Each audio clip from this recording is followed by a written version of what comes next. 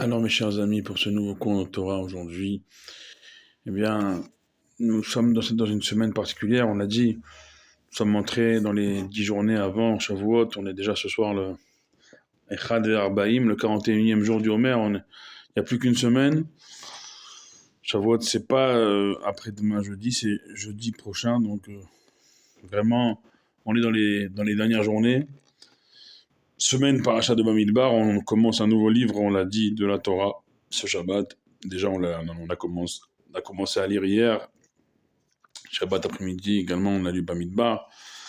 La paracha, le livre désertique, pour nous faire entrer dans comment on doit recevoir la Torah. Tout ça, on l'a dit avant-hier dans le cours. Et il faut étudier. Il faut étudier.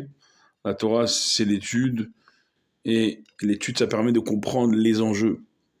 On est, vous le savez, comme chaque mardi soir, du côté d'Achoma, Yerushalayim, on étudie avec le Rav Ben Zion Shalita. On a commencé un nouveau livre, le Shar Hagmul du Ramban Nachmani, de Rabbi Moshe Ben Nachman, Rabbi Moshe Ben Nachmani. Et c'est passionnant parce qu'on comprend la plémioute, la profondeur des choses et des enjeux.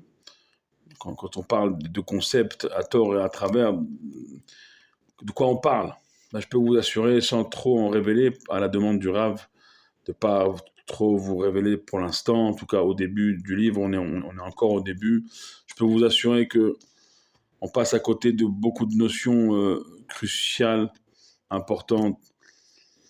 Voilà, entre autres, la responsabilité qui doit être celle de chacun et ne pas penser que les choses seront éternellement comme nous on pense, ou alors elles seront éternellement comme elles le sont actuellement. On fait partie d'un projet bien plus grand, qu'on n'a même pas idée jusqu'où ça va, ce projet, et que voilà, être là chaque jour, c'est un cadeau. Mais qu'est-ce qu'on en fait? Parce que vous savez, on a dit sur Abraham Avinu, c'est marqué sur Abraham Avinu, Abraham Avinu, il a été, comment on dit sur Abraham? Abraham Zaken Baba Yamim. Abraham, il était âgé et il avançait dans les jours. Alors, sur place, Rachid dit non, il a rempli ses jours. Ça veut dire quoi? Donc, Abraham Avinu, il n'y a pas un jour de sa vie où il n'a pas rempli. Il n'y a pas un jour de sa vie où Abraham Avinu lui a dit non, j'ai rien foutu ce jour-là. Ça n'existe pas chez Abraham Avinu. Chaque jour de sa vie, Abraham Avinu a rempli chaque journée de sa vie.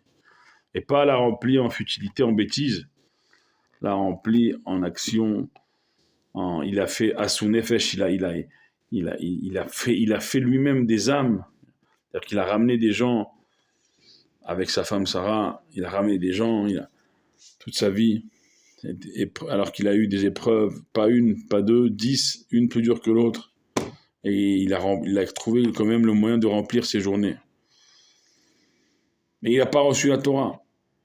Ni Yitzhak, qui a posé sa nuque sur la pierre angulaire, était prêt à se sacrifier. Yitzhak, il n'a pas reçu la Torah. Yaakov, une vie, Ishtam, Yoshev, Ohalim, une perfection qui, Dafka, lui, siégeait sous les tentes de Shem et Ever, les tentes de la Torah, n'a pas reçu la Torah. Yosef Hatzadik, les Shevatim, jusqu'à Moshe Rabbeinu, c'est lui qui a reçu la Torah. On en a parlé déjà de Moshe Rabbeinu avant-hier. Mais c'est pas un hasard, si Akadosh Baruch Hu il choisit Moshe, il s'énerve même contre lui pour l'obliger à accepter parce que si c'est pas Moshe, c'est personne d'autre. Pourquoi? Parce que Moshe, on l'a dit, il était effacé. Il s'est effacé. Envoie un autre. Moi, je suis pas digne. Je suis pas digne. Petit Aleph dans Maïkra, qui je suis pour que tu m'appelles? Moshe Rabbeinu, quelqu'un qui s'efface.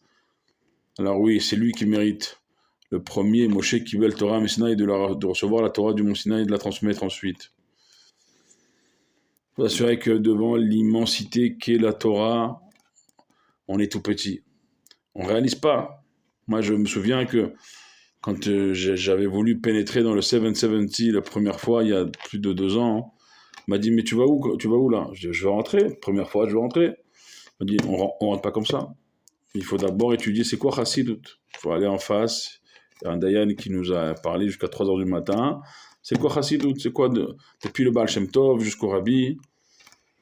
Et à 3 heures du matin, à la fin de l'exposé, on m'a dit alors, tu connais Chassidut? Je lui dis non. Il me dit maintenant que tu sais que tu connais pas tant que ça, là tu peux rentrer dans le 770.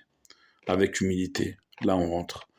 Avec humilité, on peut rentrer dans la Chassidut, dans le Olam Torah, dans le monde de la Torah, on peut recevoir la Torah avec joie parce que on a compris la grandeur, l'immensité infinie de la Torah et on peut, parce on a compris ça, alors chaque chose qu'on prend de la Torah, on le prend bien, on le prend en profondeur.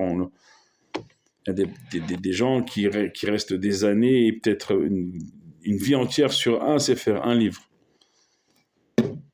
L'important, c'est d'étudier. L'important, c'est de ne pas perdre son temps. Parce que on ne peut pas s'imaginer les enjeux que c'est. Quand on dit avant de monter à la Torah, Asher Baharbanu Mikol Ha'amim Benatan Lanu et Torato. Vous savez, on fait partie de 0,2% du monde, même pas un demi-pourcent. Je ne sais pas si vous réalisez. D'être né juif, déjà, c'est énorme. C'est énorme. D'être né dans un peuple qui est voué à l'éternité, parce que, c'est ça le concept qu'on passe à côté. Concept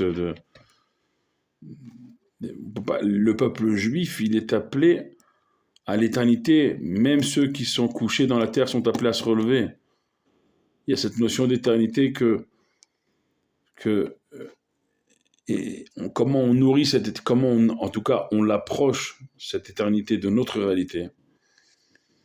Eh bien, être là, Sot Lachem, c'est en faisant. Et il ne faut pas perdre de temps.